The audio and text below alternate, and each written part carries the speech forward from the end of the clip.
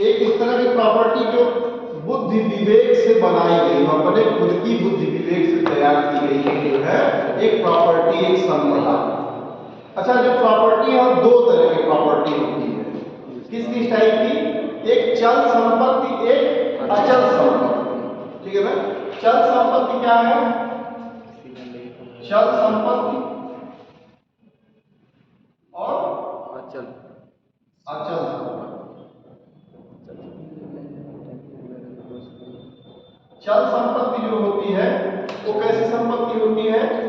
जैसे ऐसी संपत्ति होती है जो चल संपत्ति होती है, जैसे मोटर गाड़ी ले लिया, मतलब जो ऐसी संपत्ति जो अस्थायी हो, उसका जो है समाप्ति भी हो जाएगी लिमिटेड समय के बाद। तो मान लीजिए आपने मोटर गाड़ी ले लिया, 15 से 20 सालों में उसको जो है पूरी तरह से डेड कर दिया जाएगा, उसका कोई अस्तित्व नहीं रह जाएगा, उसको पूरी तरह से क्या कर दिया जाएगा? एक्सपायर डेट उसका हो जाता है, एक्सपायरी डेट उसकी होती है, वो उसको समाप्त हो जाएगा।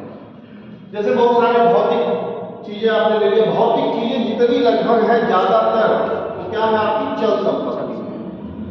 लेकिन जो अचल संपत्ति है वो क्या है?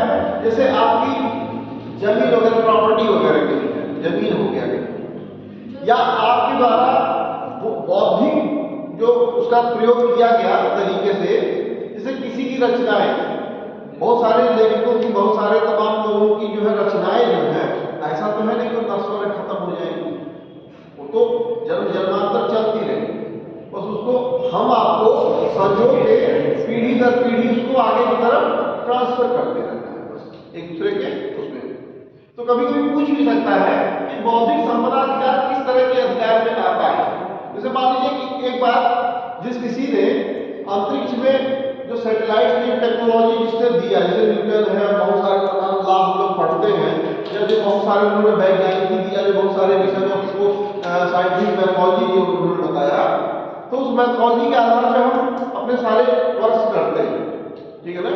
तो उसके आधार पर जो चीजें हैं जो जन्म जन्मांतर तक जो चलती ही रह रही हैं, वो क्या है? वो एक प्रकार से बौद्धिक संपदा अधिकार वो है।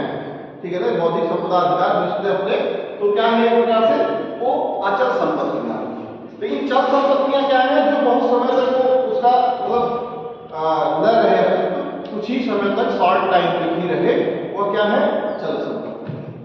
अचल संपत्ति में से जमीन हो गया, मान लीजिए एक बार को प्रॉपर्टी में मकान, बिल्डिंग, तमाम सारी चीजें एक बार को ले ले, काफी समय तक जो चलती रहेंगी, उनका एक लाइफ मतलब रहेगा काफी समय तक के लिए, तो वो अचल संपत्ति में आ गई। ठीक है ना? तो इस तरह की दो संपत्तियां होती हैं, और बौद्धिक संपदा अधिकार इन्हीं संपत्तियों में से एक होता है, जो एक प्रकार से अचल संपत्ति में जो आपका निजी हो, आपका कुछ समय तक चलने वाला हो, कुछ समय तक मतलब बिल्कुल चले ही, इसमें कोई वो नहीं रहेगी कुछ ही समय तक चल गया और फिर खत्म समाप्त, ऐसा नहीं। आपके लाइफ तक, होल लाइफ तक आपकी चलती ही रहेगी वो संपत्ति, आपकी खुद की निजी संपत्ति है। जैसे इसी में पेटेंट और ट्रेडमार्क और कॉपीराइट की चीजें हैं। पेटेंट, इनकी हम चर्चा करेंगे। पेटेंट, ट्रेडमार्क और कॉपीराइट। बाकी पायरेसी वगैरह और सारी चीजें इसी के अंतर्गत, कॉपीराइट में ही ये सब चीजें आती हैं। पायरेसी उनको हम चर्चा करेंगे जब इनको अलग अलग चर्चा करेंगे। तो सबसे पहले तो आप लोग ये लिख लीजिए, वर्ल्ड आईपी ऑर्गेनाइजेशन जो है, इंटेलेक्चुअल प्रॉपर्टी ऑर्गेनाइजेशन, विश्व intellectual property organisation, world IP intellectual property organisation, intellectual property organisation. इसका हेडक्वार्टर कहां है? जिनेवा में। जिनेवा, जिनेवा में इसका हेडक्वार्टर जिनेवा में।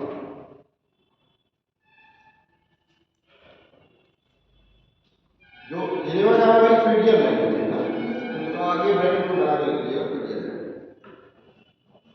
और जो हम लोग विश्व बौद्धिक संपदा जो दिवस मनाते हैं, वो कब मनाते हैं? 26 अप्रैल, 26 अप्रैल को मनाते हैं।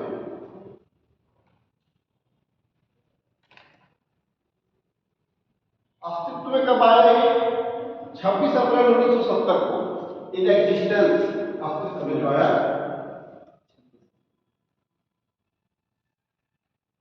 26 अप्रैल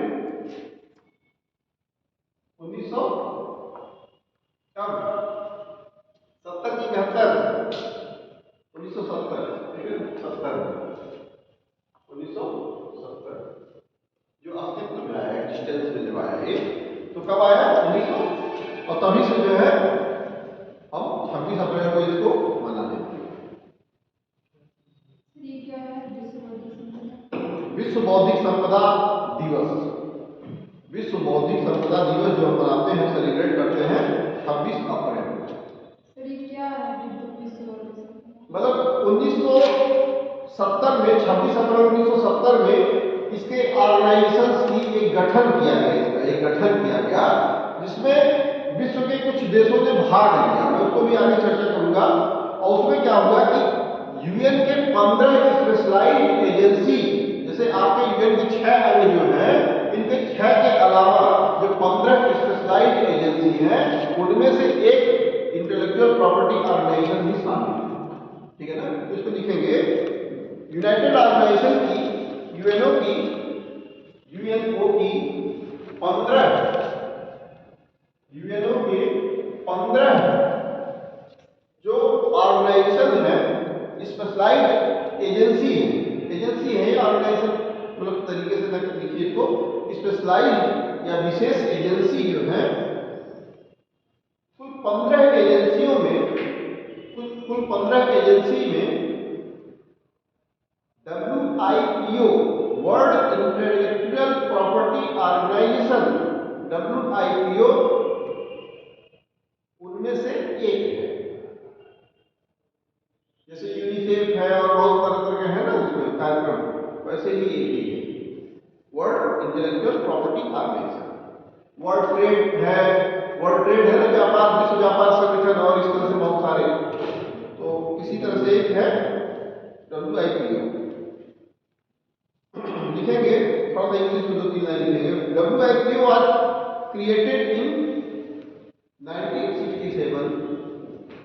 WIPO was created in 1967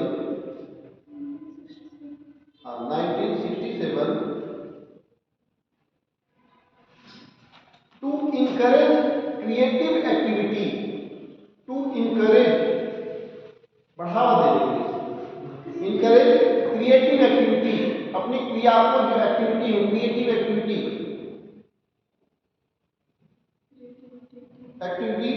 to promote the protection of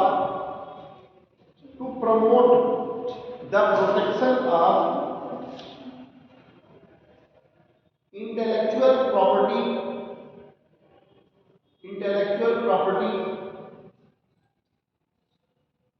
throughout the world। क्या किया गया? इसको बढ़ावा दिया गया। अलग अलग जो लोगों के सबके मतलब जो होते हैं क्रिएटिव एक्टिविटीज को, इनको बढ़ावा दिया गया। और शुरुआत कब इसका किया गया? इसका 1967 से इसकी शुरुआत through the world throughout the world.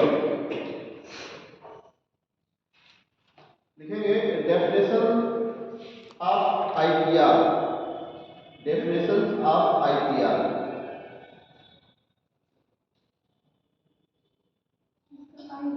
हाँ, intellectual property right.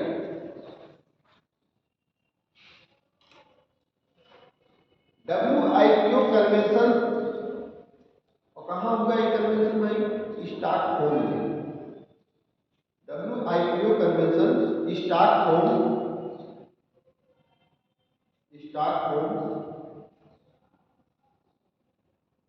1967 Stockholm 1967 define परिभाषित करता है IPR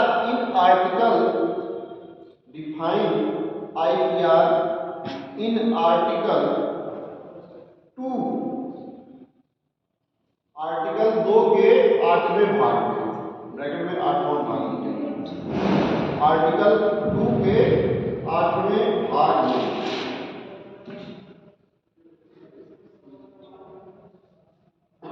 ठीक है भाई, 8वें भाग में इसको किया गया define.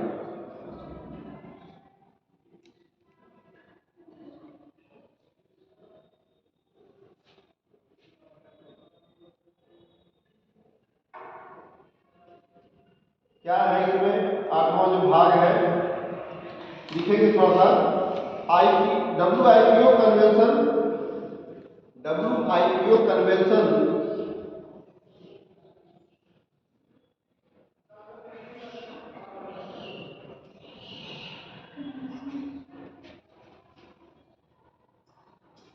shall include the right related to, shall include the right related to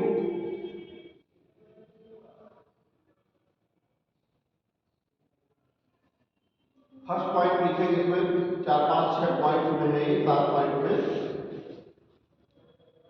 literary, पहला पॉइंट लिटरेरी, लिटरेरी आर्टिस्टिक, मतलब लिटरेरी मीन्स अपने मतलब ज्ञान से संबंधित, नॉलेज से रिलेटेड। फिर उसके बाद आर्टिस्टिक मतलब आर्ट, कलात्मक, ठीक है, आर्टिस्टिक एंड साइंटिफिक वर्क्स, वैज्ञानिक कार्य, वैज्ञानिकी कार्य and scientific works. Second point है performance of, performances of performing artist, performances of performing artist, phonograms and broadcast, phonograms and broadcast.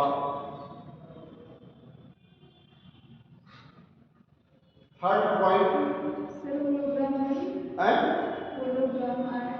Phonograms and broadcast, broadcast. Next point, next point invention in all, invention in all field of, invention in all fields of human endeavor, human endeavor, हाँ endeavor, human endeavor मतलब मानव दृष्टि के परिप्रेक्ष्य में मानव से संबंधित सभी प्रकार के आविष्कार, ठीक है। इसके बाद नेक्स्ट है साइंटिफिक डिस्कवरीज, वैज्ञानिक की खोज, साइंटिफिक डिस्कवरीज, वैज्ञानिक की खोज, वैज्ञानिक खोज। Next point industrial design, industrial design,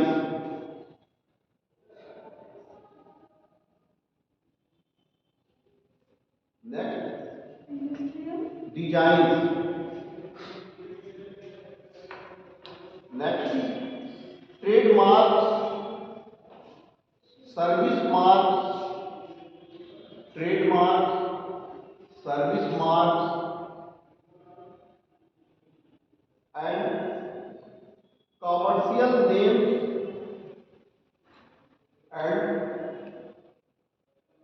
commercial names,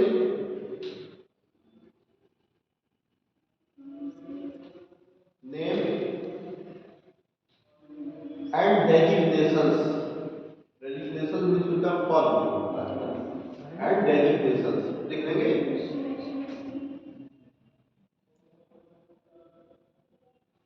designation उनके पद, ठीक है ना, डेजिग्नेशन।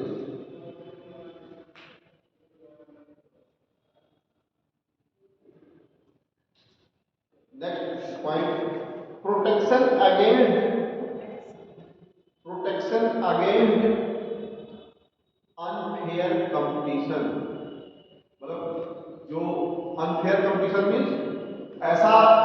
प्रतिद्वंदिता जो मतलब क्या हो, कैसा नकारात्मक प्रतिद्वंदिता, नकारात्मक प्रतिद्वंदिता को रोकने के लिए, प्रोटेक्शन करने के लिए ना। अब पता चला नकारात्मक प्रतिद्वंदिता मतलब जैसे कोई राइटर है अपना कहानी लिख रहा है, उससे आगे बढ़ना है, उसकी स्क्रिप्ट, मान लीजिए स्क्रिप्ट कोई फिल्म की कोई लिख रहा है, स्क्रिप्ट लिखने वाला भी क्या होगा, स्क्रिप्ट लिखने वाला अपना विशेष उसका कोई स्क्रिप्ट होगा ना, किसी कहानी, काल्पनिक कहानी का जो स्क्रिप्ट जो लिखेगा, तो पता चला कोई गया उसके घर में घुस के चोरी कर लिया पूरा उसका स्क्रिप्ट में उठा लिया और अपना फिल्म का नाम उसमें दे दिया। अब मेहनत तो कर रहा कोई और पूरा उसका चोरी कर दिया स्क्रिप्ट। कभी कभी आप लोग देखते हो कि बहुत सारी जो मूवी, बहुत सारी जो और तमाम कहानियां जो सब चीजें आई रहती हैं वो कैसी होती है, वो इस टाइप की चीजें हैं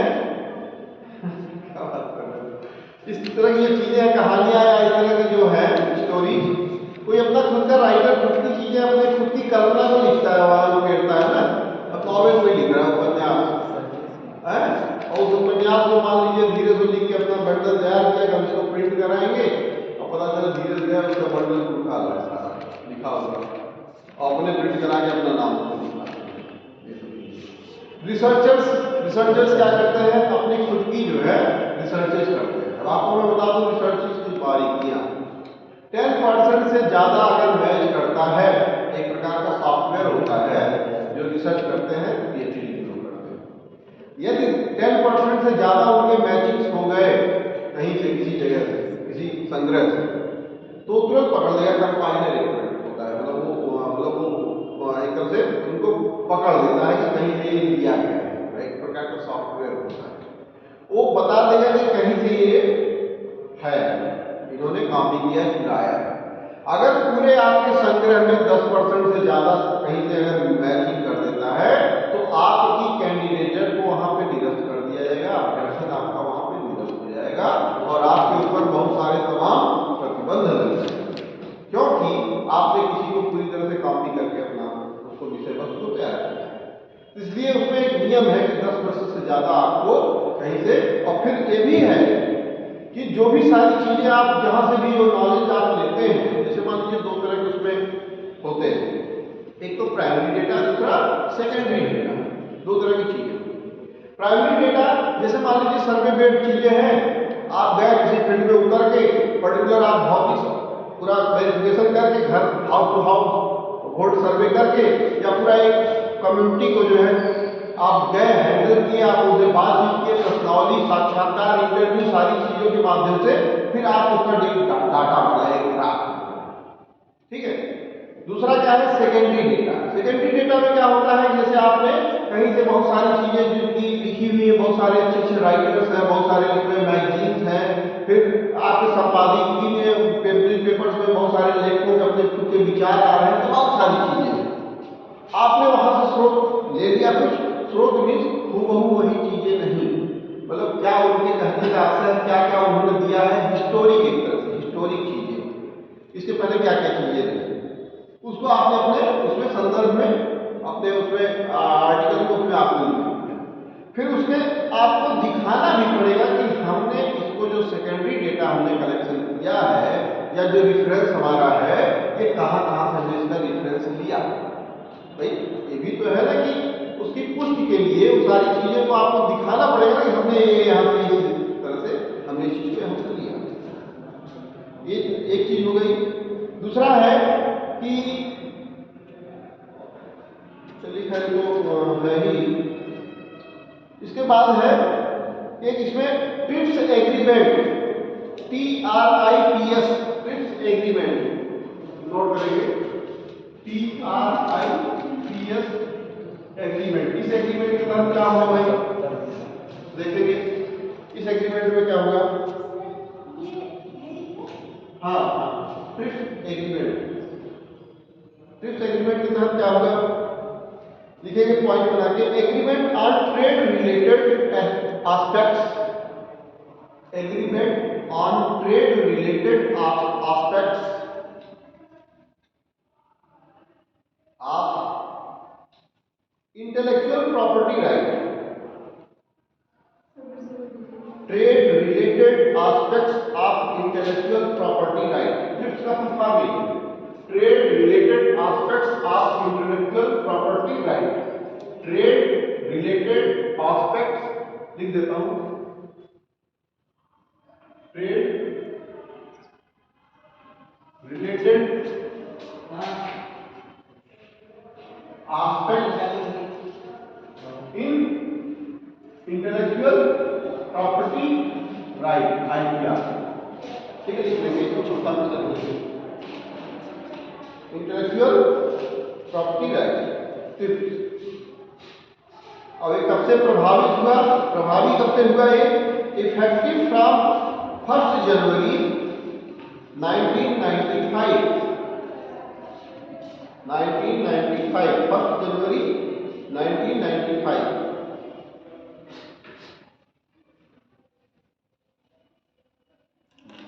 अगला point, next point, all WTO members means world trade organisation, विश्व व्यापार संगठन। All WTO members are party to TRIPS agreements. TRIPS agreements मतलब जितने भी हैं देश इसके सदस्य, इसके डब्ल्यूटीओ इसमें इस एग्रीमेंट में उन्होंने शामिल हुए। TRIPS next point, TRIPS agreement was negotiated at the TRIPS agreement was negotiated at the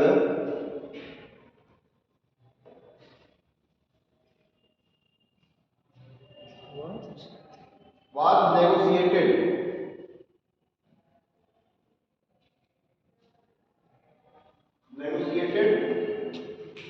at the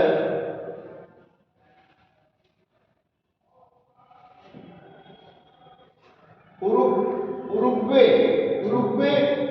लिखेंगे URUGA है, लिख देंगे Uruguay round of Uruguay round of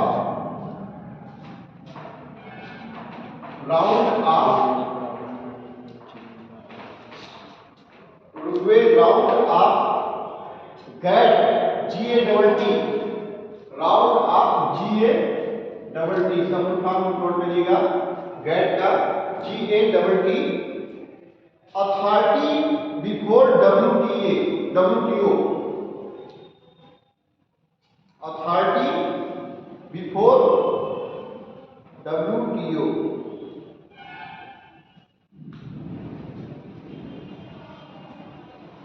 ठीक है ना, authority before WTO world trade organisation क्या है नोट करिएगा नेक्स्ट पॉइंट से। ए minimum standard agreement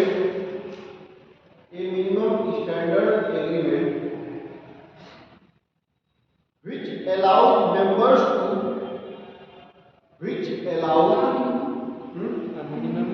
a minimum standard agreement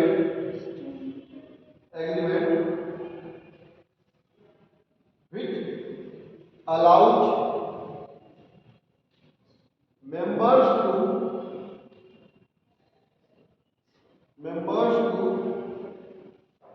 provide more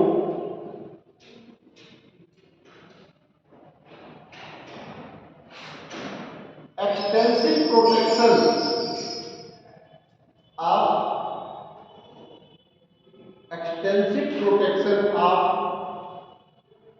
IP the intellectual property IP if they so wish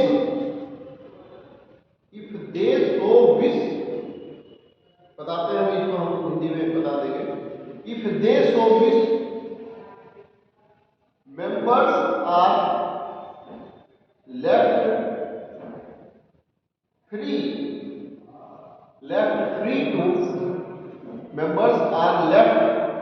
to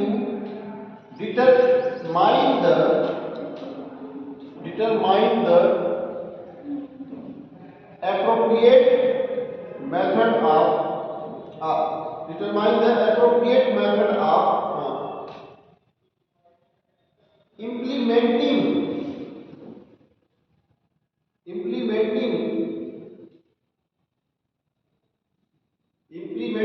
the provisions of the agreement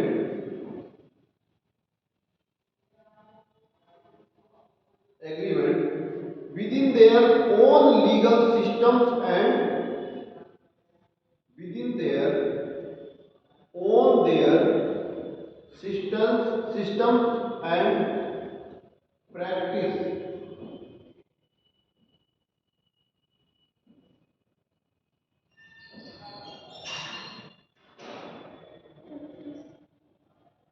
own system and practice, मतलब इसमें एक चीज यह कहा गया कि तो जिस तरह से अपना बनाना चाहे, जिस तरह से अपना व्यवस्थित करना चाहे, अपने तरीकों से, अपने तौर तरीकों, मान लीजिए मैंने अपना कोई इन्वेंशन किया, मैंने अपना कोई लिखा, मैंने उसमें लिख दिया है कि सर्वाधिकार सुरक्षित, नो कॉपीराइट। कॉपीराइट का मतलब हमने एक को लिख दिया, तो कॉपीराइट का वो लिख दिया पूरा, और बिना हमारे परमिशन के कोई दूसरा क्या कर सकता है, उसको कॉपीराइट का उसको अधिकार नहीं, कॉपी नहीं कर सकता, एक बुक नहीं बना सकता है, तो प्रिंट वगैरह नहीं करके रख सकता अपने पास इस तरह से, या उसको बेच नहीं सकता, और अपने फायदे के लिए उसको उपयोग नहीं कर सकता। और अगर हम चाहते हैं कि ठीक है हमने बना दिया, ये लोग हित के लिए दे दिया जाए, लोग इसका कॉपी करें और सारे काम करें, तो उसमें कोई दिक्कत नहीं है, तो ये मेरी खुद की मर्जी है, मैंने अपनी मेहनत किया है, ये मेरी खुद की मर्जी है कि मैं उसको कॉपीराइट के अधिकार के तहत रखूं, कॉपीराइट के तहत रखूं या न रखूं, ये मेरी खुद की व्यक्तिगत मर्जी है, कोई चीज नहीं। ठीक है, फिर इसमें है एक चीज और नोट करिएगा, इंडियन लेजिस्लेशन ऑफ आईपीआर, जो इनके प्रावधान है, भारतीय जो प्रावधान है इनके, इंडियन लेजिस्लेशन ऑफ आईपीआर बहुत इंपॉर्टेंट है भाई, इसमें कई सारी चीजें हैं। इंडियन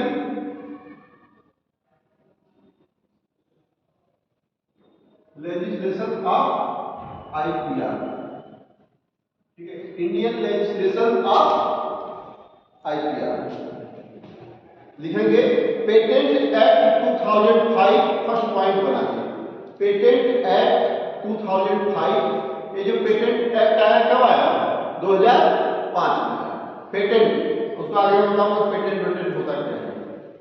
फिर ट्रेडमार्क एक्ट,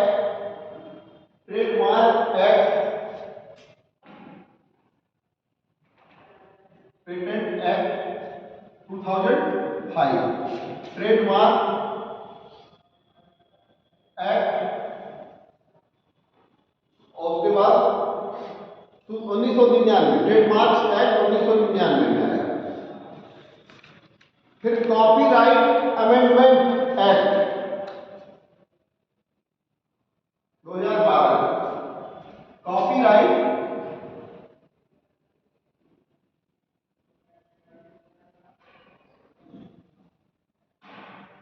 अमेंडमेंट एक्ट 2012, ये सब चीजें एक कौन सा था भाई, इसका क्या था, ट्रेडमार्क एक्ट 1999, ठीक है।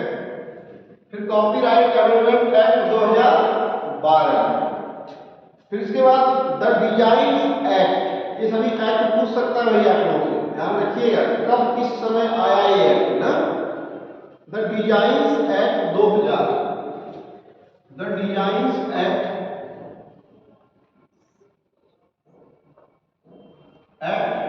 2000, सन 2000 में आया द डिजाइन एक्ट, जो आप डिजाइन करते हो, अपने खुद के डिजाइन करते हो।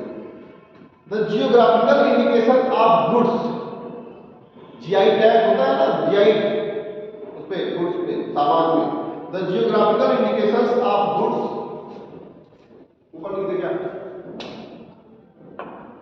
1 2 3 4 और ये 5, the geographical indication, GI indication of goods,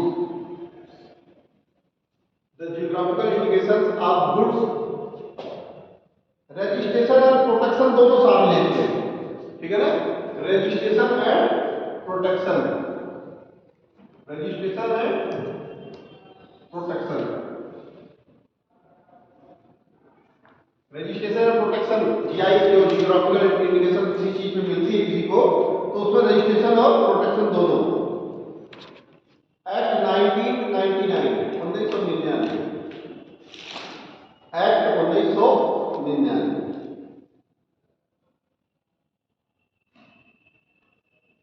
next है the protection of plant variety, पौधों के लिए, the protection of plant variety,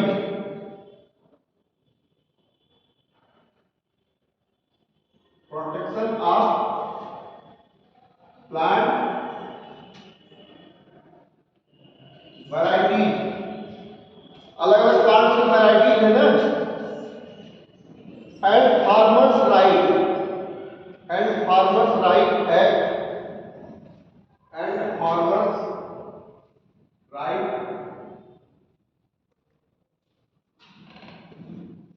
act, act लिख लीजिएगा, act 2001, 2001,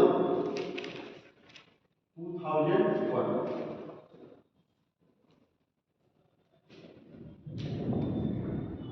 The semiconductor integrated circuits, the semiconductor integrated circuits,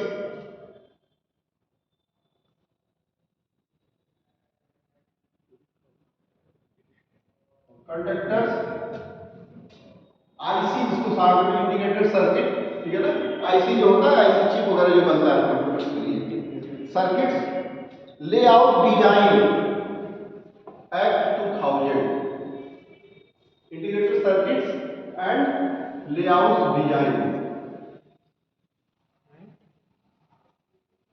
2000, act इसमें भी लिख लीजिएगा, एक्ट इधर भी एक्ट है भाई, धारा, ठीक है ना, धाराओं के अंतर्गत 2000। बहुत ही इंपॉर्टेंट चीजें हैं ये सभी आपके, कि कौन सी चीजों की जो कौन सा जो है किस एक्ट में कब कब किस समय आया है, ठीक है ना, इतने सारी चीजें हैं आपको, इसको बहुत व्यवस्थित, कभी कभी होगा कि इसको आपको क्रमबद्ध करने के लिए भी आ जाएगा, क्रम से करने की परीक्षा में, इसको उनके समय के हिसाब से जब वो पास हुआ तो उसके अनुसार इसको क्रमबद्ध करिए, ठीक है। इसके बाद बहुत सारी चीजें हैं, ये थोड़ा सा नेट वगैरह के बिहार पे है, लेकिन थोड़ा सा नोट जरूर कर लीजिए क्योंकि जरूरत पड़ सकती है इसकी। नेचुरल राइट्स थ्योरी, जिसको लेबर थ्योरी भी बोलते हैं, नेचुरल राइट्स थ्योरी, जिसको लेबर थ्योरी भी बोलते हैं,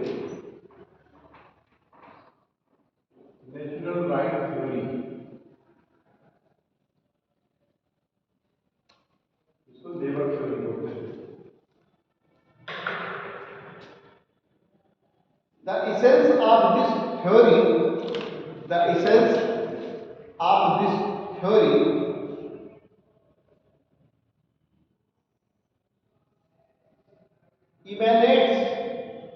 emanates mainly from John Locke. Labour theory के जो मतलब एक तरह से वो है प्रवर्तक कौन है, जॉन लॉक है, ठीक है ना, natural right theory, John Locke, John Locke,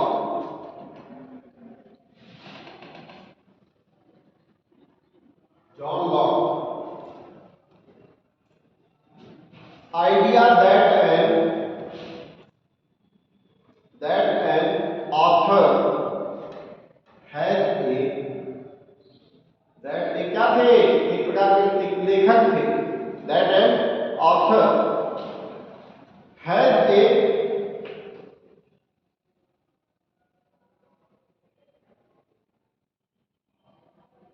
natural right over the productions of, natural right over the protections of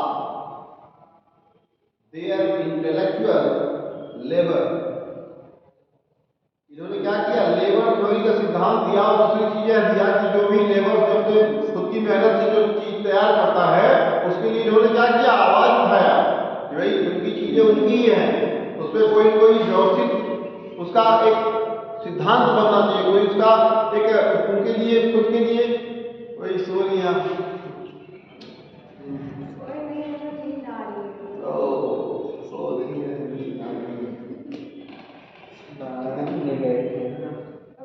तो थ्योरी मेरी आवाज ही ऐसी क्या जो नींद आ जब कोई बारात में जाएगा, जब कोई बारात में जाएगा तो दिन में रात में जाएंगे पढ़ेगा तो फिर दिन में जगेगा सोएगा, पढ़े नहीं थे सब बारात में गए थे, बारात में गए। अच्छा भाई, हाँ ये अभी आजकल तो वो है ना फैशन। तो anyone who violets the, so anyone का क्या कहना था, सो एनीवन बहुत लंबा है इसलिए मतलब सिर्फ इतना ही जान लीजिए कि इन्होंने मतलब क्या कहा था, देखिए सुनिए इसमें फाइनल लिखे क्या है। So anyone who violets the intellectual right of an author, creator, of an, अभी समझ लगे? अच्छा, so anyone who violates the intellectual right, author, violence जैसे कितना violence वही violence वायलेंस जैसे होता है हिंसा, एक प्रकार का क्या है, ऐसे लोगों के ऊपर एक प्रकार का हिंसा ही है जो क्या करता है, सुनिए उसको मतलब लिखिए, intellectual right of an author, creator और इन्वेंटर, क्रिएटर और inventor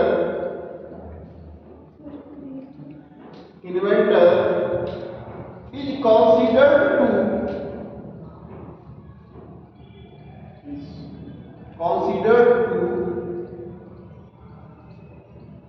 commit a theft, commit a theft, मतलब ऐसे ऑथर्स, क्रिएटर्स, इन्वेंटर्स के अगर प्रॉपर्टी जो मतलब इंटेलेक्चुअल प्रॉपर्टी है उनको चुरा लेना एक प्रकार से क्या होगा, उनके ऊपर एक हिंसा के रूप में होगा, हिंसात्मक कार्य होगा। किसका कथन था ये, जॉन लॉक का। और इन्होंने किस चीज की मांग किया, इन्होंने इनको जैसे मान लीजिए आपकी अचल संपत्ति है जैसे जमीन, अब कोई उसमें बढ़ के आकर कब्जिया लेता है, मान लीजिए या फिर घर में घुस कोई मान लीजिए किराएदार कब्जा कर दे रहा, उसको पसंद आ गया होता है तो छोड़ेगा मकान, तो आप क्या करते हैं, आप उसको या तो जबरदस्ती धकेल के बाहर निकालते हो या प्रशासन का सहायता लेते हो, आप उसको अपने दरख्वास्त को देते हो प्रशासन में, भाई इस तरह से हमारे यहाँ थे, अच्छा उसको भी बाकायदे किराएदारी का आपके पास सब बॉन्ड होना चाहिए ना, इनको इतने समय से इतने समय तक के लिए रखा था हमने, अभी जरूरत से ज्यादा समय तक रहने के लिए पूरा हमेशा ही रहने की कोशिश, कब्जिया के चक्कर में, तो आप क्या करते हो, सहायता लेते हो, तो इस टाइप में जैसे उनकी प्रॉपर्टी को हड़पने का वो भी क्या, तो एक प्रकार का क्या है, हिंसा है, वायलेंस है। इसी प्रकार से इंटेलेक्चुअल प्रॉपर्टी जो है ये आपकी बौद्धिक संपदा है, इसमें कोई चुराता है, कोई हड़पता है, कोई छीन लेता है, कोई ले लेता है, कोई अपना लेता है, कोई बेच लेता है, ये सारी चीजें क्या है, एक प्रकार से उस पर हिंसात्मक कार्य माना जाएगा, ठीक है ना। हाँ, मतलब ये नहीं कि अब हम दिमाग से तो सोच लिया अरे फिर चलो कोई बात नहीं, फिर से कोई विचार आएगा फिर कुछ और करके जाने दो, ऐसा नहीं है भाई, कोई चीज को सोचने के लिए अपना दिमाग लगाया, वही दिमाग सबके पास तो सब अब तक वही वर्क एफिशिएंसी सबके पास है, सभी लोग अपने पैसे कमा रहे, वही वर्क एफिशिएंसी सबके पास है, सभी लोग अपनी प्रॉपर्टी बना रहे, अब मतलब थोड़ी किसी का छीन लो, वो सबसे आसान है, कोई वर्क एफिशिएंसी कहीं यहाँ लगा दो तो छीन के ले लो, ऐसा थोड़ी होता है, ठीक है। तो ये क्या होता है, जैसे हम लोग छोटे छोटे क्लासेस में जब थे क्या करते थे, अपनी प्रॉपर्टी, इंटेलेक्चुअल प्रॉपर्टी को किसी और को देते थे, कब, जैसे मान लीजिए कि जैसे वो एक दिन मैंने कहानी बताया था आप लोगों ने कि एक बच्चा था क्लास में जो बैक बेंचर था, तो मैडम ने रोल नंबर 1 से लगा दिया कि मैडम की चक्कर खा गई, ये है। तो इसमें जो है कुछ इस तरह से चीजें इन्होंने दिया है, तो इनको ज़्यादा बस इतना जान लेना है कि इस तरह की चीज़ें इन्होंने दी है जॉन लॉक ने। और एक इसमें है यूटिलिटेरियन थ्योरी। यूटिलिटेरियन थ्योरी आप लोगों ने पूछा, ज़्यादातर ये नेट या जीआरएफ की चीज़ें पूछता है। तो इसमें इंसेंटिव थ्योरी है, इसमें आप लोगों को कुछ पढ़ना नहीं विशेष, बस ऐसे ही बस जान लीजिए कि कोई विशेष इसमें है। इसके बाद है एथिक एंड रिवार्ड थ्योरी, इसको जरूर लिख लीजिए। The ethic and reward theory, the ethic and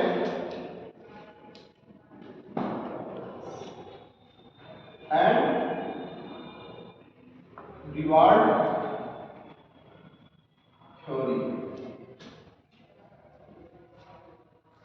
the ethic and reward theory लिखिएगा। This theory justifies the exclusive, this theory justifies the exclusive rights of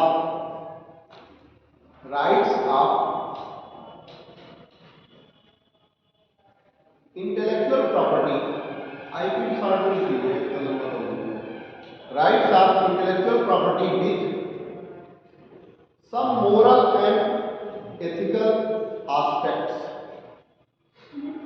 some moral and ethical aspects,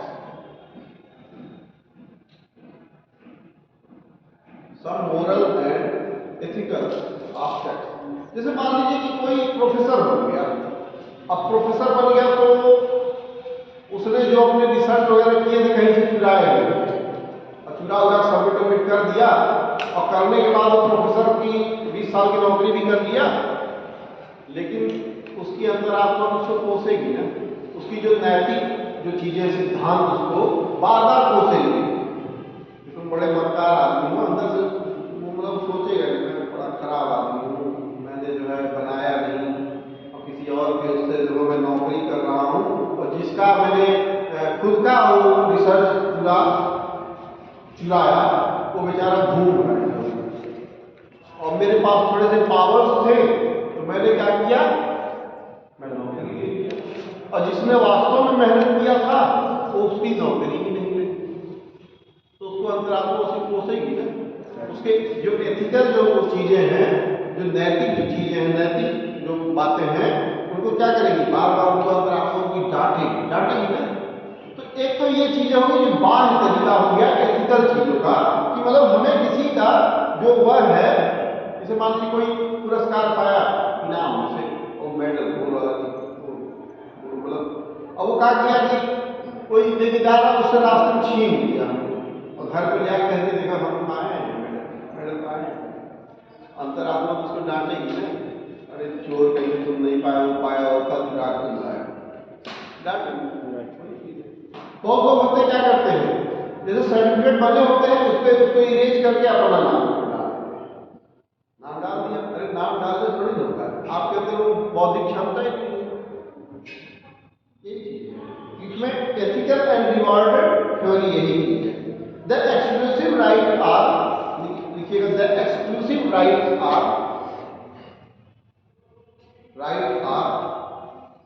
N expression of gratitude, an expression of gratitude to an author,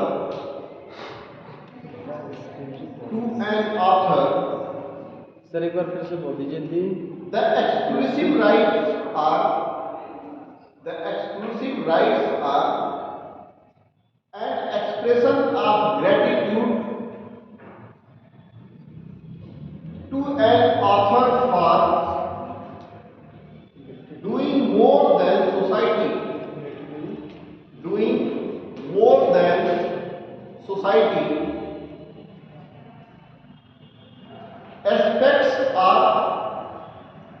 aspects or that they are society workers and expect means मतलब जिनसे आशा की जा सकती है, अपेक्षा की जा सकती है, और feels that they are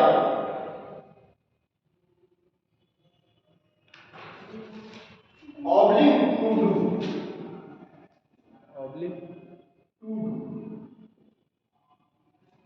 oblique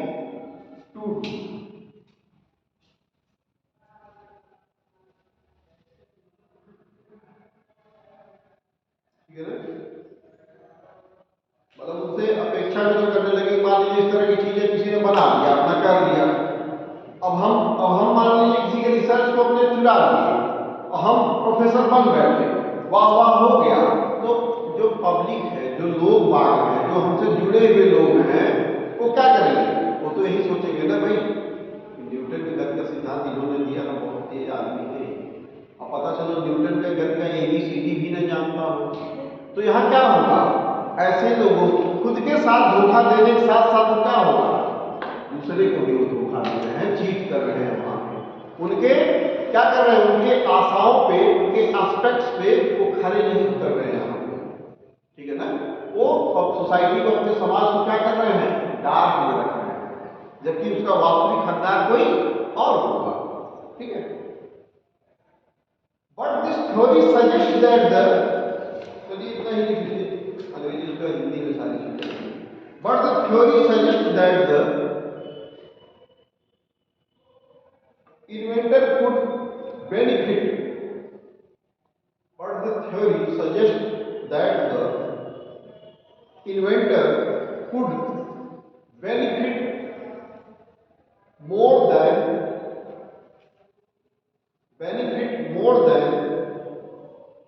this amount of hard work in the this amount of hard work in the initial period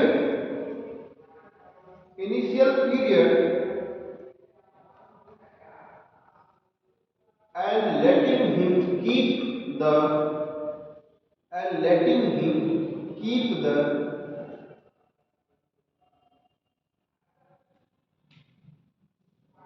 rights for a long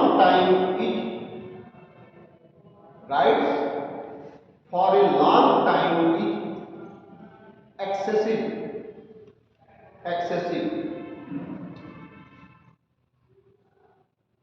ठीक है भाई? तो एक थ्योरी बस हो गया इतना ही, इससे ज्यादा थ्योरी हमें जानना नहीं है। और अब हम आते हैं अपने मुख्य मुद्दे पे, जो हमें देखना है और कुछ चीजें, जैसे हिंदी में थोड़ा सा लिख लीजिए, बौद्धिक संपदा, दोनों चीजें जानिए आपको। बौद्धिक संपदा अधिकार वे अधिकार हैं,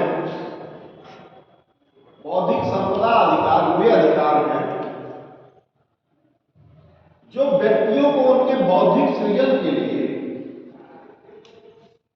बौद्धिक संपदा अधिकार वे अधिकार हैं जो व्यक्तियों को उनके बौद्धिक सृजन के लिए प्रदान किए जाते हैं, बौद्धिक सृजन के लिए प्रदान किए जाते हैं।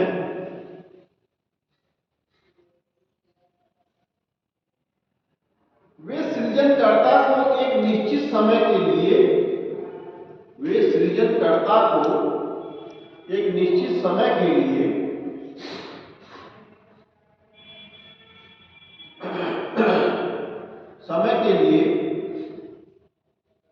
उसकी रचना के प्रयोग का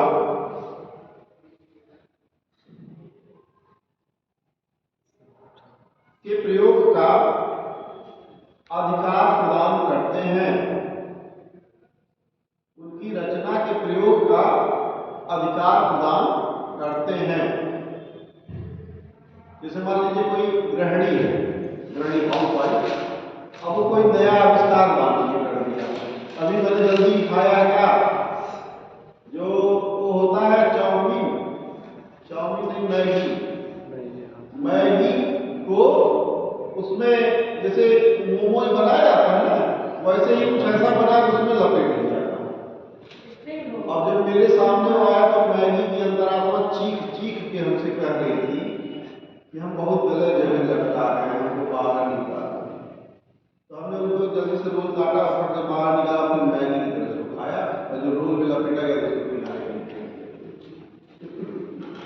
मतलब इस तरह की संपदा के अधिकार और प्रॉपर्टी को क्या करेंगे। चलिए खैर, तो ऐसे भी लोग होते हैं जो इस तरह के इन्वेंशंस करते रहते हैं लेकिन दूसरों को बताते नहीं हैं।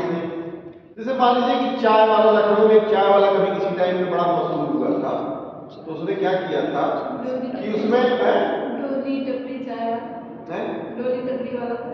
अरे बहुत ऐसे आए, वाजपेयी पूरी कचौड़ी वाले, वहाँ बड़े बड़े अधिकारी वहाँ जाते थे, बड़ी लंबी लाइन लगती थी। अब चाय वाले ने क्या किया, ऐसा बौद्धिक संपदा अपनाया, ऐसा बौद्धिकता अपना इंटेलेक्चुअल चीजें अपनाया तो उसमें रसगुल्ले का पी जाता था।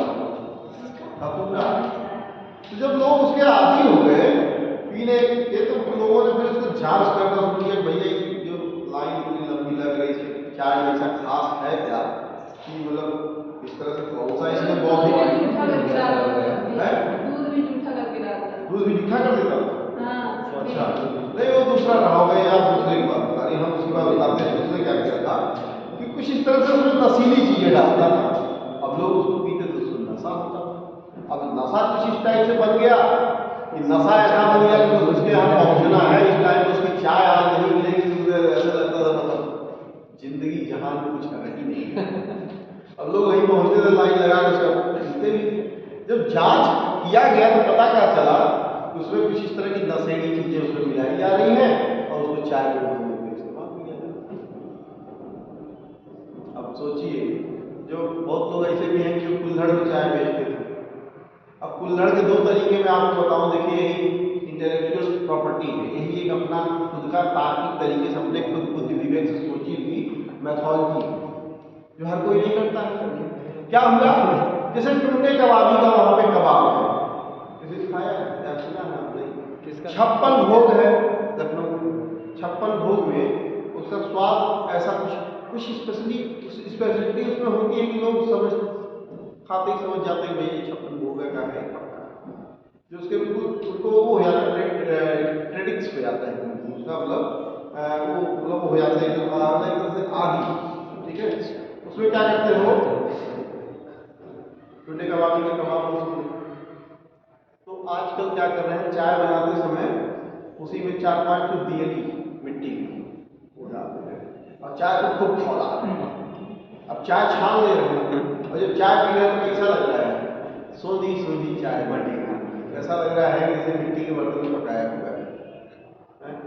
अब मान लीजिए कि अगर इसी इंटेलेक्चुअल प्रॉपर्टी को किसी ने अपनाया और क्या किया कि भाई उसमें बहुत सारी तमाम विशेषताएं भी होंगी ना, तो मान लीजिए कोई जहाँ गोबर हो, गोबर वाला मिट्टी उठा कर उससे जिंदगी बना ले तो उसमें कैसा स्वाद आएगा है, उसमें स्वाद आएगा कैसा, गोबर हाँ स्वाद आएगा चाय में। तो बहुत सारी चीजें हैं कि कभी कभी किसी इंटेलेक्चुअल प्रॉपर्टी को चुराने के चक्कर में लोग क्या करते हैं, गड़बड़ करते हैं और आप उस स्वाद से पहचान भी लेते हैं। मान लीजिए ट्रेडमार्क है, अभी मैं आगे बात करता हूँ उसकी। चलिए अब शुरू हुई हो जाइए, सुन लीजिए जान लीजिए। तो इसमें एक चीज और लिख लीजिए इसमें पॉइंट, भारत में आईपीआर वाणिज्य एवं उद्योग, भारत में आईपीआर वाणिज्य एवं उद्योग मंत्रालय के अधीन,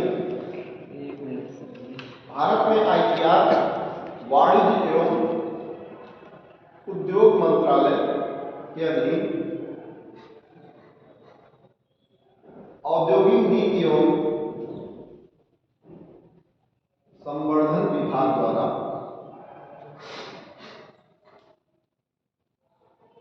प्रशासित होता है।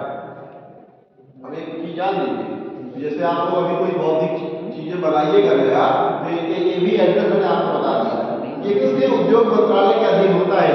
वहां पे जाएंगे आप क्या करेंगे, रजिस्ट्रेशन कराएंगे और पेटेंट प्राप्त करेंगे। भाई हमारा करके देख लो आप लोग, बाकी लोगों से हमारा कुछ अलग है।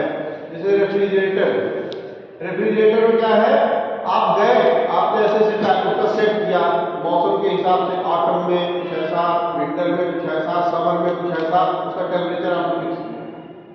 एक ऐसा सेंसर टेक्नोलॉजी इसमें रेफ्रिजरेटर में बना दिया जो ऑटम में अपने आप सेट जाता है, एडजस्ट जाता है, विंटर में अपने आप एडजस्ट जाता है, समर में अपने आप एडजस्ट जाता है, सेंसर टेक्नोलॉजी।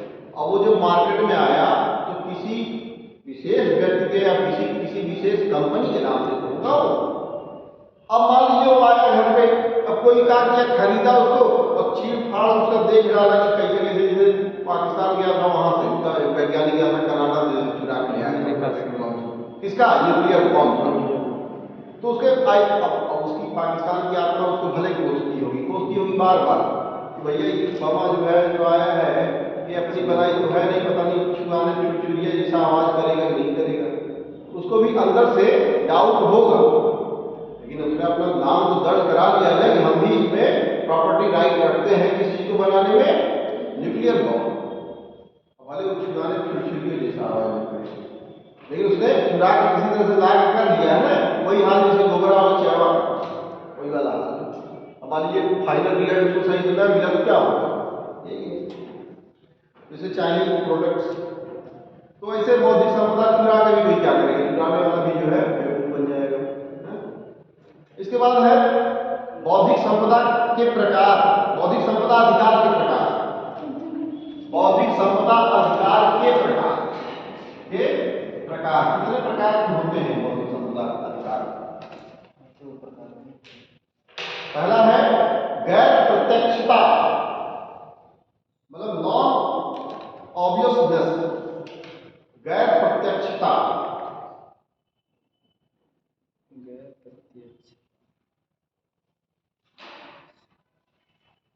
अरे नवीनता गैर प्रत्यक्षता है भाई, जो नवीनता गैर प्रत्यक्षता है, नवीनता लगा लीजिएगा आगे, नवीनता गैर प्रत्यक्षता, नॉन ऑब्वियसनेस एवं औद्योगिक क्षेत्र के लिए उपयोगी होने की शर्तें पूरा करें।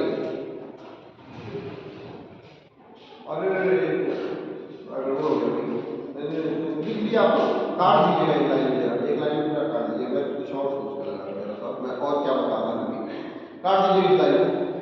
पहला इसमें पेटेंट, पहले लिख दीजिए फिर उसके बाद उसकी चर्चा करेंगे। पेटेंट, ट्रेडमार्क,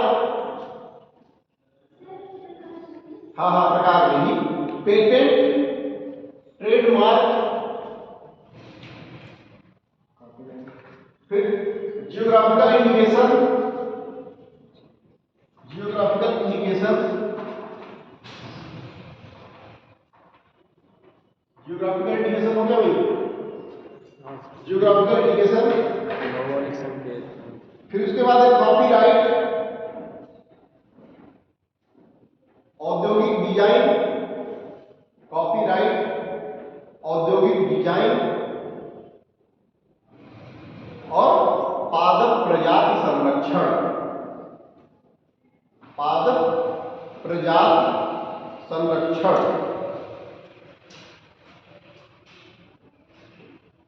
ठीक है ना?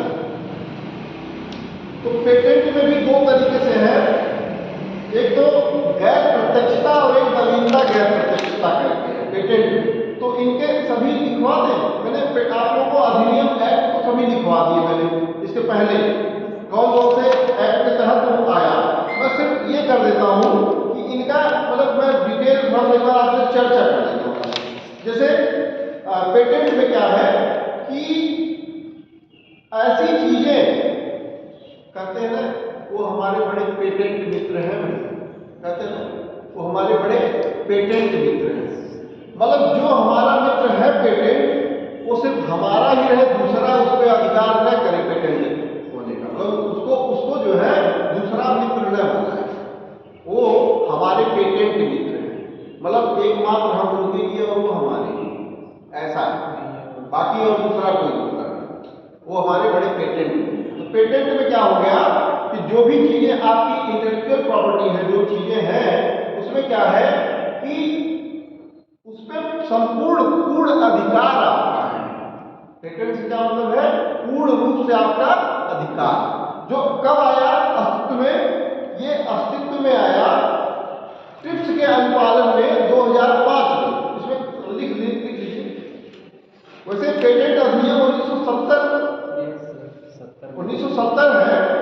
लेकिन ये जो हाँ, लेकिन क्या हुआ 1970 लिख लीजिए, पेटेंट अधिनियम 1970 के द्वारा विनियमित होते हैं, जिसे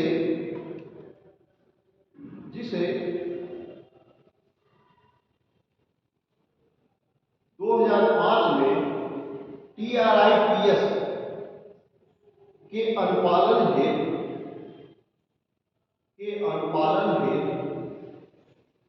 संशोधित किया गया था। के अनुपालन हेतु संशोधित किया गया था।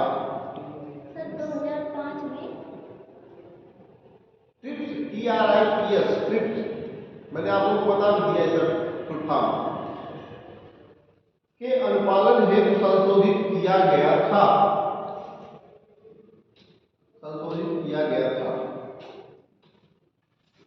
ठीक है ना। इसमें लिखेंगे एक पॉइंट और, औद्योगिक क्षेत्र के लिए उपयोगी होने का मतलब है कि औद्योगिक क्षेत्र के लिए उपयोगी होने का मतलब है कि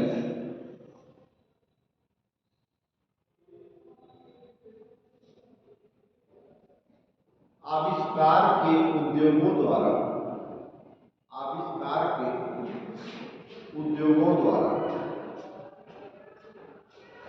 निर्मित किया जा सके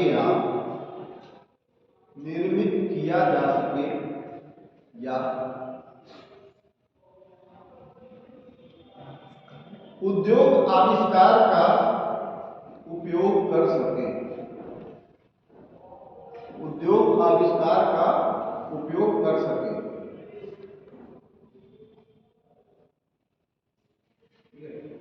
इसके बाद है ट्रेडमार्क में एक दो लाइन। ट्रेडमार्क से तात्पर्य स्पष्ट रूप से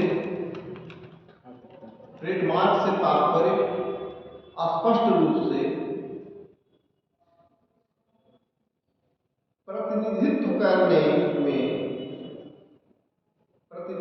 करने में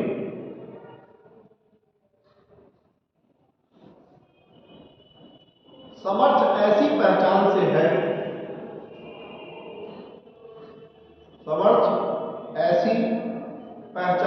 है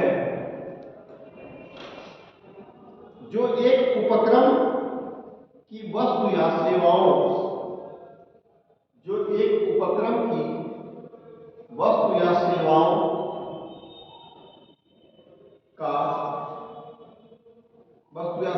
का दूसरे उपक्रम की वस्तु या सेवाओं से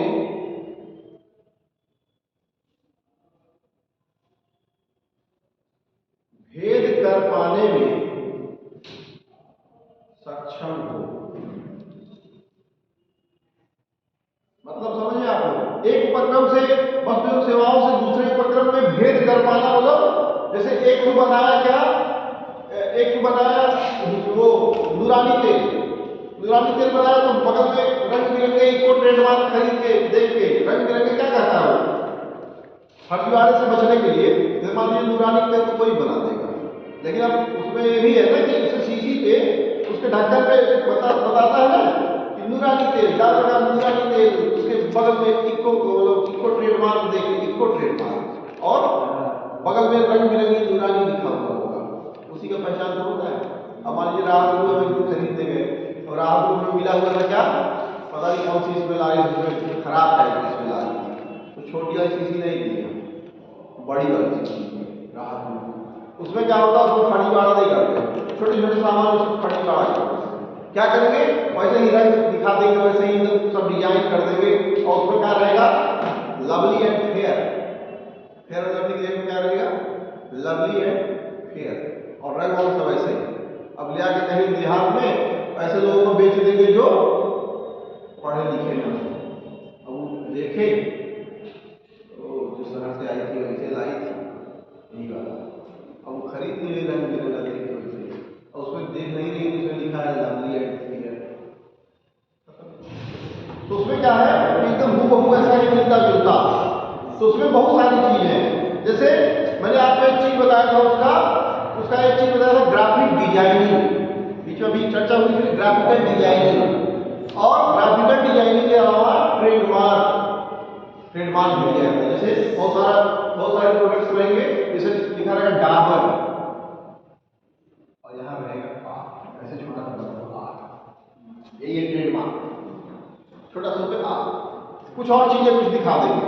आजकल क्या आ रहा है, आजकल ऐसे कंप्यूटर वो बना रहे हैं क्या, बारकोड, मतलब उसका अगर आपको डिटेल जानना हो तो इसे स्कैन करिए और कंप्यूटराइज आपको पता चल जाएगा। टीएम भी लिखा रहता है, ट्रेडमार्क, वही टीएम ट्रेडमार्क, अलग स्पेशल टाइप का अलग ट्रेडमार्क, ठीक है। तो ट्रेडमार्क स्थापना स्पष्ट रूप से प्रतिनिधित्व करने में सक्षम समर्थ ऐसी पहचान कोई आपने लिख दिया ना। इसमें देखिए ट्रेडमार्क एक उपकरण, बहुत ज्यादा हो जा रहा है, चलते रहिए तो क्या अंतिम क्लास है। ट्रेडमार्क एक उपकरण, ब्रांड, शीर्षक, लेबल, टिकट का नाम। ट्रेडमार्क एक उपकरण, ब्रांड, शीर्षक, लेबल, टिकट का नाम, ठीक है, टिकट का नाम, पैकेजिंग, हस्ताक्षर, शब्द, अक्षर, संख्या, रेखाचित्र, चित्र, प्रतीक, रंग या रंगों का संयोजन, रंग या रंगों का संयोजन, जो मैंने बताया वो पैटर्न, फेयर लवली का पैटर्न जैसे वैसे वो एक प्रकार का, से देखते ही हो आप, अरे वो दे लो रंग से, खाली पढ़ो नहीं आप, जल्दी आता पढ़ते नहीं पढ़ते तो आप उसमें क्या करेगा, जैसे स्टॉप होता है, स्टॉप या STOP, और उसमें क्या रहेगा, घट रहेगा, क्या लिखेगा SOTP, आप सोचोगे स्टॉप ही लिखा, अचानक से नहीं हुआ क्यों भाई, तो इसे इसमें थोड़ा कंफ्यूजन थोड़ा बना देते हैं, जैसे आप वो भी नहीं कर सकते हैं, फेयर हैंडसम आ गया। हाँ वही चीज फेयर लवली से फेयर हैंडसम मॉडल का सुंदरता के लिए ऐसा है, तो वह है। तो हस्ताक्षर इनका मिश्रण हो सकता है, हस्ताक्षर या इनका मिश्रण हो सकता है,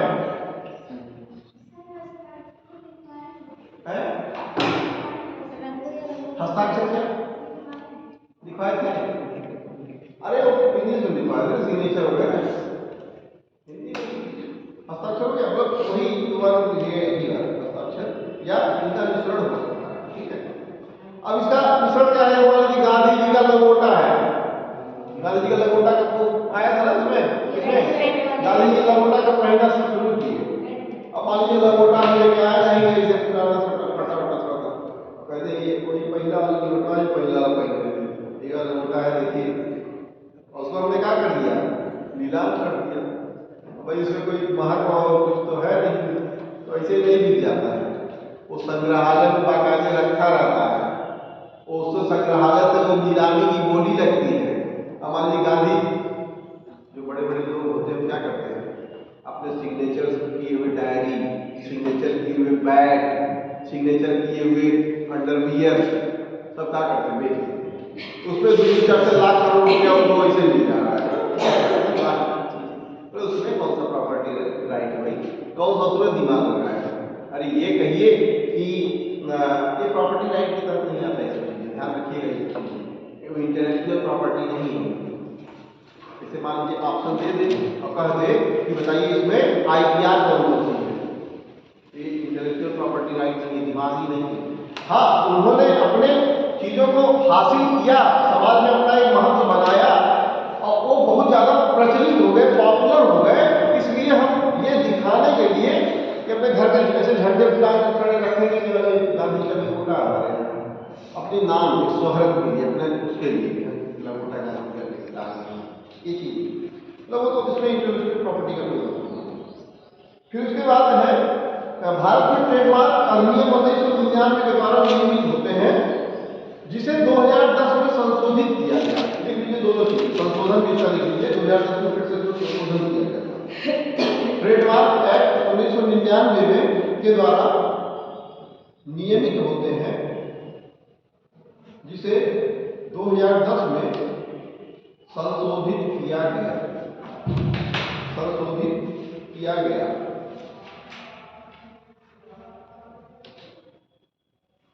अब इसमें देखिए बहुत सारी चीजें हैं, पक्ष में तर्क है, विपक्ष में तमाम सारी चीजों के तर्क है।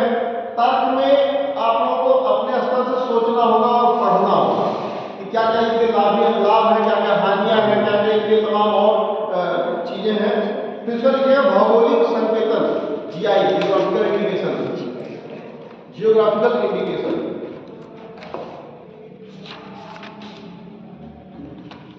यह देश के किसी विशेष हिस्से में मूल रूप से उत्पन्न होने वाले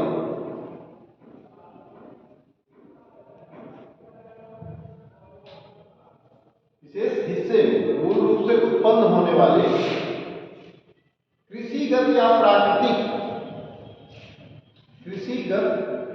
या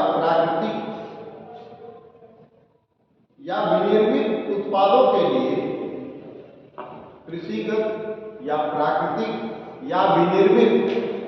विशिष्ट रूप से निर्मित किया गया था, विनिर्मित उत्पादों के लिए प्रयुक्त होने वाला संकेतक है।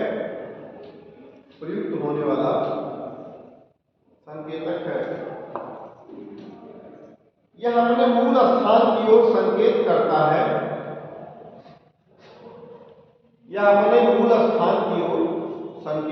है। जहां से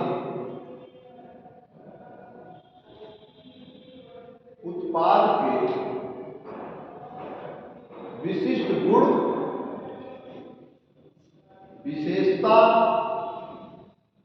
या प्रसिद्धि को अनिवार्य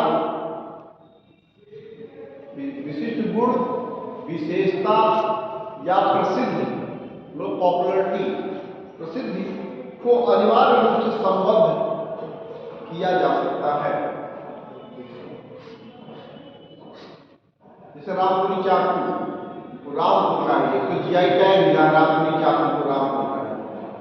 अब उस तरह से चाकू कहीं दूसरी जगह नहीं बन सकता है। अब वहां पे क्या खास है ऐसा जो रामपुरी चाकू वहां पे बना रहे, बहुत बढ़िया शानदार। जैसे गुरदासपुर का बाद भी अनिवार्य रूप से संबद्ध किया जा सकता है। अच्छा, एक चीज और है, यूपी के जितने भी 75 डिस्ट्रिक्ट हैं, आप लोग उनके ये भी याद कर लीजिएगा, जीआई जो मतलब है, वन डिस्ट्रिक्ट वन प्रोडक्ट के तहत सारी चीजें मतलब कुछ तो विशेष तो याद ही कर लीजिएगा। सिद्धार्थनगर में काला नमक धान, काला नमक धान, सिद्धार्थनगर, ठीक है ना, काला नमक चावल। फिर और भी तमाम बिहार में बहुत सारे हैं और तमाम है। बस्ती को आम में मिला है।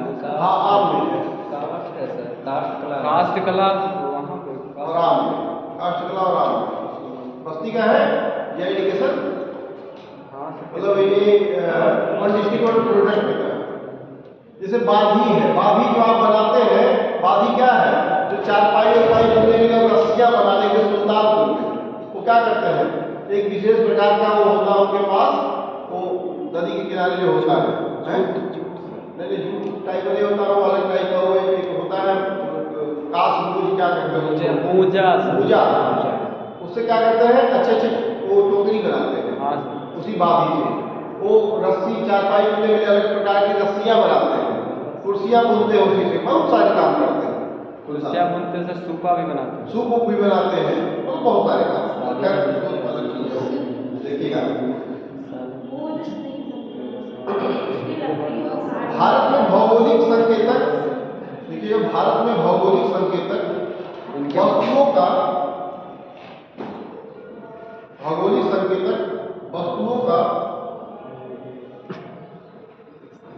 भौगोलिक संकेतक वस्तुओं का भौगोलिक संकेतक वस्तुओं का। थक गए सब लिखते लिखते ना। हाँ सर, आज पता नहीं लिखना कितना पड़ रहा आज। संरक्षण अधिनियम 1999 द्वारा नियंत्रित होते हैं। वस्तुओं का भौगोलिक संकेतक, कितनी बार लिखा? देखिए तो भारत में भौगोलिक संकेतक के रूप में ना, फिर उसके बाद मेन जो चीज है मेन कर वस्तुओं का भौगोलिक संकेतक, पंजीकरण एवं संरक्षण अधिनियम 1999 द्वारा नियंत्रित होते हैं। अब आप समझ लीजिए एक चीज और कि जो लोग डॉलर वाला कच्चा मंडी बेचते हैं, अब उसमें मान लीजिए वो उसका है उसका कौन डॉलर का प्रचार कौन करता है भाई?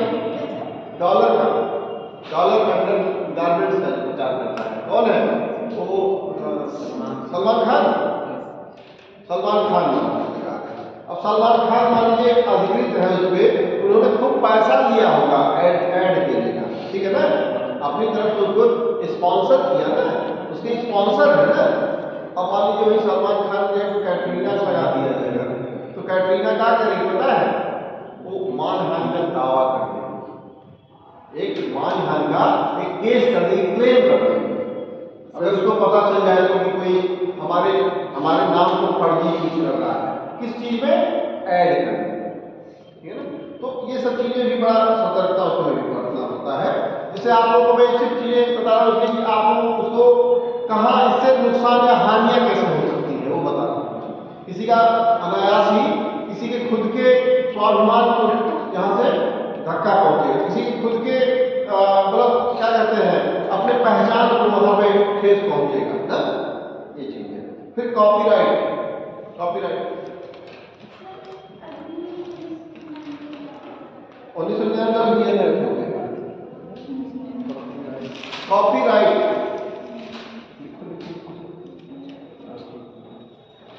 देखिए मैंने कॉपीराइट अधिनियम 1957 लिखा है भाई।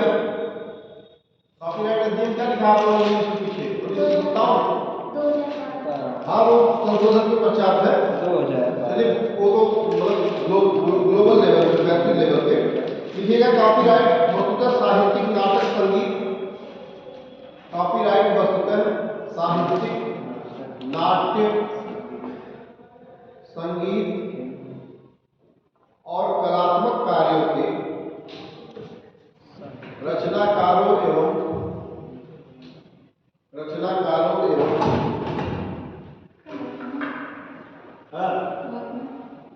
कलात्मक कार्यों के रचनाकारों एवं सिनेमेटोग्राफ मतलब सिनेमा से संबंधित जो है मूवी जो बनाते हैं, फिल्मों एवं ध्वनि रिकॉर्डिंग के निर्माताओं को कानून द्वारा प्रदत्त एक अधिकार है। अभी जो हर हर शंभू वाला जो गाना नहीं चला था, उसमें अभिलिप्सा पंडा ने गाया था उसको ना। और लेकिन दूसरा वो गाना बजाने वाले जो घूमते हैं सब, वो वाली कह रही थी कि हम उसको गाए, हमारा अच्छा विवाद बड़ा चल पड़ा और असली कोई और था, गाना तो कोई और बता रहा है उसका। जैसे सर उनके ऊपर राम आएंगे तो अगर बाहर होगी सजाऊंगी, तो वो वाला जो गाया है वो बिहार की, क्या नाम उसका? कोई द्विवेदी है, मिश्रा, कोई मिश्रा करके। बस नेहा कक्कर को हाँ है एक बार नेहा कक्कर के ऊपर कॉपीराइट का मुकदमा हुआ था सर। हाँ तो भाई ये चीजें तो बहुत सारे अभी आप उठा के देखेंगे कैसे, तो बहुत सारे कैसे ऐसे मिलेंगे आप जिसमें लोगों के ऊपर मुकदमा चल रहा है, मुकदमा लोग उसको रोक दिया गया है, उसमें कोई प्रकाशन नहीं, कोई पब्लिसिटी नहीं, कोई कुछ नहीं, कोई। अच्छा लोग क्या करते हैं, जैसे बहुत सारे पायरेटेड सॉफ्टवेयर आते हैं, पायरेटेड का क्या होता है? चोरी से चुराया हुआ नकल किया हुआ सॉफ्टवेयर, पायरेटेड सॉफ्टवेयर यूज करते हैं। जबकि पायरेटेड सॉफ्टवेयर जो है क्या है, वो प्रतिबंधित है, लेकिन क्या करते हैं उसको जैसे कि सर कॉपी करके जो इस टाइम जैसे सॉन्ग्स आ रहे हैं ओल्ड वर्जन का है तो उसको न्यू वर्जन में जो मतलब नई जनरेशन में करके ऐड करके म्यूजिक में मतलब म्यूजिक में कन्वर्ट करके कर रहे हैं तो इस पे भी तो कॉपीराइट हो सकता है। जो मिक्स करके, जी सर, जैसे वो परमिशन होता है, परमिशन नहीं होता।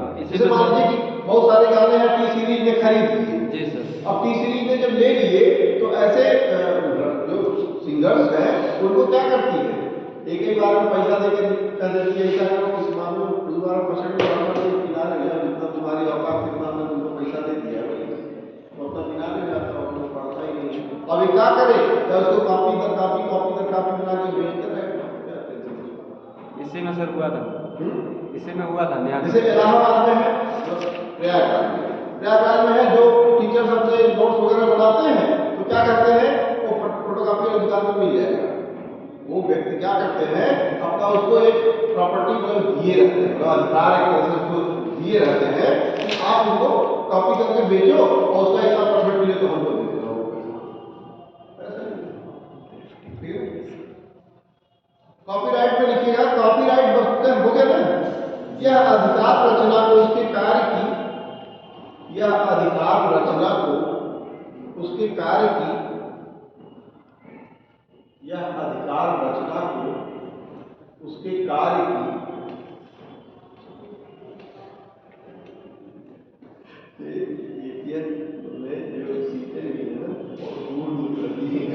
कार्य की प्रकृति बनाने, पुनरुत्पादन, जनता से संचार, प्रकृति बनाने, पुनरुत्पादन, जनता से संचार, रूपांतरण एवं अनुवाद संबंधी, रूपांतरण एवं अनुवाद संबंधी अधिकार प्रदान करता है, अधिकार प्रदान करता है। रूपांतरण एवं अनुवाद संबंधी अधिकार प्रदान करता है।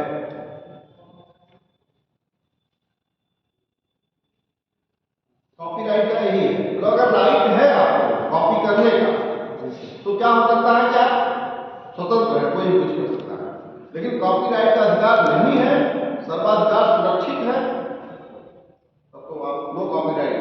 अगर नो कॉपीराइट है लिखा होगा तब आप कॉपीराइट नहीं है अधिकार है। अगर है कॉपीराइट का अधिकार है तब क्या कर सकते हैं, उसको छापिए, बेचिए, इधर उधर जो भी करना हो उसमें रहता है। और एक चीज और रहता है कि इससे संबंधित समस्त वाद विवाद हमारे मेरठ न्यायालय क्षेत्र के अंतर्गत ही होंगे। वो रहते हैं, बहुत सारे प्रकाशकों में लिखे रहते हैं, अपने शुरू में कोई बुक्स लीजिए उसमें लिखा रहता है कि इससे संबंधित पाठ्य विषय वस्तु से संबंधित समस्त प्रकार के वाद विवाद हमारे मेरठ या इलाहाबाद हाईकोर्ट अथवा लखनऊ बेंच के अधीन होंगे। मतलब उसको ये भी बता दिया था किसी प्रकार के वाद विवाद होने पे मान लीजिए किसी को लगता है कि ये चीज उनकी चुरा ली गई तो जो भी वो क्लेम करेगा कहाँ करेगा, नहीं अभी नहीं पता चला कि अनायास को घसीट दिया, परेशान कर दिया, बहुत दूर कर दिया, कोलकाता का रहने वाला व्यक्ति मान लीजिए कहीं वहीं घसीट दिया बंगाल वाले कोर्ट में, और वो जाए बेचारे बाद में पता चल गया नहीं इसमें कोई परेशान तो कर देगा ना। दृष्टि वाले सर दिल्ली लिखे, दृष्टि वाले दिल्ली लिखे। हाँ वही दिल्ली है, दृष्टि का हेड ऑफिस वहाँ है, वो संबंधित अपने जगहों पर। उसके बाद भारत में कॉपीराइट अधिनियम 1957, भारत में कॉपीराइट अधिनियम 1957 के द्वारा विनियमित होते हैं, के द्वारा विनियमित होते हैं। अधिनियम 1957 के द्वारा विनियमित होते हैं। नेक्स्ट है औद्योगिक design, industrial design, industrial design.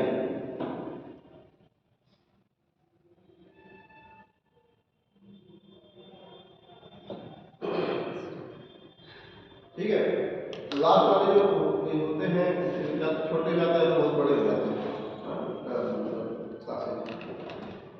इसमें है